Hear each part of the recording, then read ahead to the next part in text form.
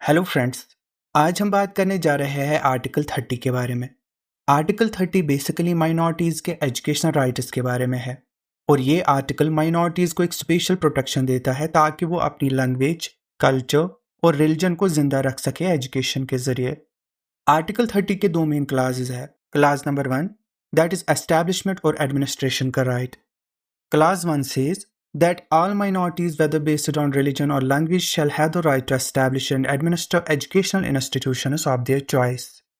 मान लीजिए कि आप तमिलनाडु में रहने वाले तेलुगु स्पीकर हो, वहां आप लिंग्विस्टिक माइनॉरिटी हो, या फिर आप वेस्ट बंगाल में पंजाबी स्पीकर हो, तो आर्टिकल 30 क्लास 1 आपको ये हक देता है कि आप अपनी लैंग्वेज में स्कूल या कॉलेजेस खोल सकोगे जहां आपके बच्चे अपनी लैंग्वेज में पढ़ सकेंगे। तो सिमिलरली अगर आप मुस्लिम, क्रिश्चियन, सिख, पारसीज, बुद्धिस्ट या जैनिस में से किसी भी कम्युनिटी से बिलोंग करते हो तो आप अपने रिलीजियस वैल्यूज को प्रमोट करने वाले एजुकेशनल इंस्टीट्यूशंस बना सकते हो। यहाँ 3 चीजें समझना जरूरी है। पहली, माइनॉरिटीज में रिलीजियस और लिंग्विस्टिक दोनों टाइप शामिल है, और दूसरी, एस्टैब्लिश का मतलब है इंस्टीट्यूशंस को फाउंड करना या खड़ा करना, और तीसरी बात है एडमिनिस्टर। इसका मतलब है कि उनका मैनेजमेंट और डे टू डे कंट्रोल अपने हाथों में रखना। तो गवर्नमेंट अननेसेसरली इंटरफेयर नहीं कर सकती इन चीज़ों में। 2024 में सुप्रीम कोर्ट ने अलीगढ़ मुस्लिम यूनिवर्सिटी केस में एक नई होलिस्टिक एंड रियलिस्टिक टेस्ट दी कि माइनॉरिटी स्टेटस डिटरमाइन कैसे करे। कोर्ट ने कहा कि इंस्टीट्यूशन की माइनॉरिटी कैरेक्टर जांचने के लिए 3 बातें देखनी चाहिए। पहली बात, किसका दिमाग था इंस्टीट्यूशन बनाने में, मतलब फाउंडर माइनॉरिटी कम्युनिटी से था या नहीं।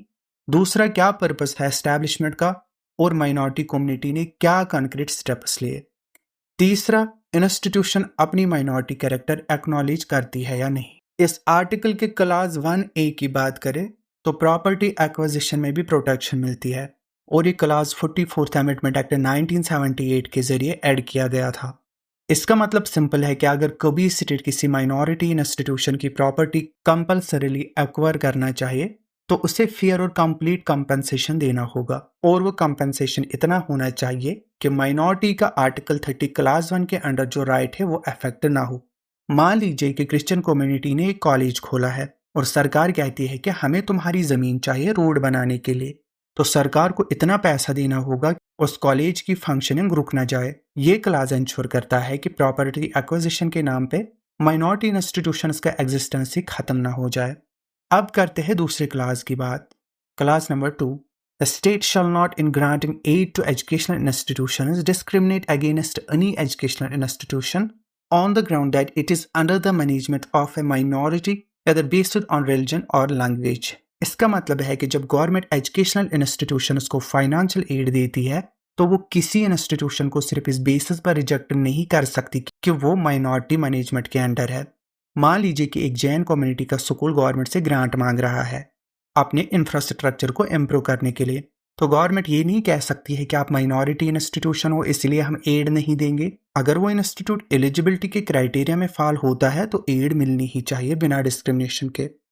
आर्टिकल 29 और आर्टिकल 30 का कनेक्शन देखें तो आर्टिकल 29 माइनॉरिटीज के लैंग्वेज, स्क्रिप्ट और कल्चर को प्रोटेक्ट करता है और ये एक डिफेंस राइट है, जबकि आर्टिकल 30 उन्हें एजुकेशनल इंस्टीट्यूशंस बनाने का हक देता है और ये एक पॉजिटिव राइट है। तो दोनों मिलकर एक कंप्लीट प्रोटेक्शन मैकेनिज्म बनाते हैं। आर्टिकल 29 कहता है कि तुम्हारी आइडेंटिटी प्रोटेक्टेड है और आर्टिकल 30 कहता है कि उसको प्रिजर्व करने के लिए तुम्हें अपने इंस्टीट्यूशंस बनाने का अधिकार भी है। तो आज के मॉडर्न इंडिया में आर्टिकल 30 और भी रेलेवेंट हो गया है।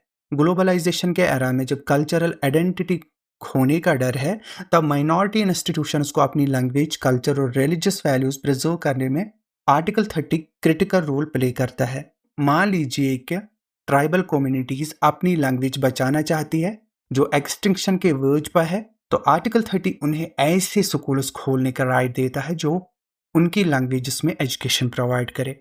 या फिर पारसी कम्युनिटी जो बहुत छोटी हो गई है न्यूमेरिकली, अपने रिलीजियस वैल्यूज नेक्स्ट जनरेशन को सिखाने के लिए इंस्टीट्यूशंस खोल सकती है। तो एग्जाम के लिए आप कुछ पॉइंट्स याद रखिए कि आर्टिकल 30 सिर्फ रिलीजियस माइनॉरिटीज को नहीं बल्कि लिंग्विस्टिक माइनॉरिटीज को भी कवर करता है, और ये डिस्टिंक्शन इंपॉर्टेंट है। दूसरा है कि एस्टैब्लिश और एडमिनिस्टर दोनों राइट साथ में है, सिर्फ ओनरशिप या सिर्फ मैनेजमेंट से काम नहीं चलेगा। तीसरी बात है कि माइनॉरिटी स्टेटस अब होलिस्टिक टेस्ट से डिटरमाइन होगा, सिर्फ स्टैचुटरी इनकॉर्पोरेशन से नहीं। चौथा कि गवर्नमेंट एड देते वक्त डिस्क्रिमिनेशन नहीं कर सकती माइनॉरिटी इंस्टीट्यूशंस के साथ। पांचवा रीजनेबल रेगुलेशंस लग सकती है एजुकेशनल स्टैंडर्ड्स के लिए, लेकिन माइनॉरिटी कैरेक्टर डिस्ट्रॉय नहीं होनी चाहिए। छठा कि minority status state wise determine होता है, नेशनली नहीं। तो दोस्तों आर्टिकल 30 सिर्फ एक कॉन्स्टिट्यूशनल प्रोविजन नहीं है, बल्कि इंडिया के यूनिटी इन डाइवर्सिटी कंसेप्ट का प्रैक्टिकल मैनिफेस्टेशन है। ये इंश्योर करता है कि हर कम्युनिटी, चाहे वो कितनी भी छोटी क्यों ना हो, अपने आने वाली जनरेशन्स के लिए अपनी लैंग्वेज, कल्चर और वैल्यूज को प्रिजर्व कर सकती है। आज की वीडियो में इतना ही। अगर आपको वीडियो अच्छा लगा हो तो डाउट डिमोलिशर को लाइक, शेयर, सब्सक्राइब जरूर कीजिएगा। Thanks for watching and supporting doubt डिमोलिशर।